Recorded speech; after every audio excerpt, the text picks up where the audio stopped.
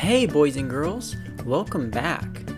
If you remember last week, we learned about Adam and Eve. Today, we're going to learn about Cain and Abel, Adam and Eve's two sons. But first, we got to go pick up Sage. He's been hanging out in his new doghouse I just built for him. It's so cool. Let me show you. Here it is, and it's really neat. He loves the color blue, so I got him this blue carpet. There's his little dog bowl and his water dish, and there's Sage in his little bed. Oh, what a good boy, Sage. And then look at this cool deck I built him. He loves it so much. All right, come on, Sage. We gotta go to our super secret room so we can go visit and see what it was like during Adam and Eve's time. Sage is such a good boy, except for that last week when he pranked me. I might have to prank him back.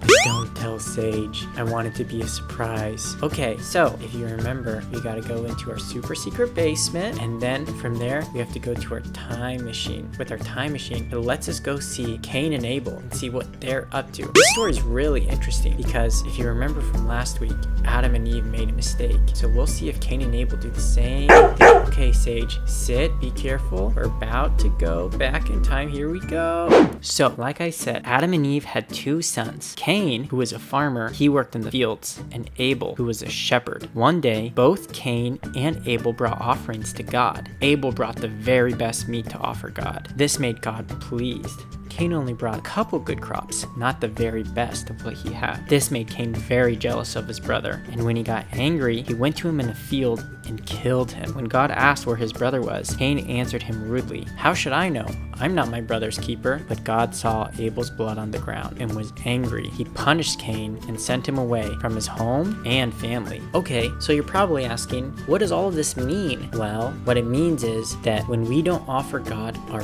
very best, even if it's good, it displeases God because he sees the absolute best in us and he's worth everything that we have. I'm so thankful I have a God who blesses me when I give him everything. Okay, if you remember, last week, Sage pranked me. So this week, while we were away in our time machine, I put a panda in Sage's bed. He'll never expect it. I wonder what happens when he comes back home and sees a panda bear on his new bed. It's gonna be crazy. Okay, let's watch. I think we have a problem. I only ordered one panda bear, but there's like 20 here. Oh no, Sage. This was supposed to be a prank. I'm so sorry. Tell me what to do.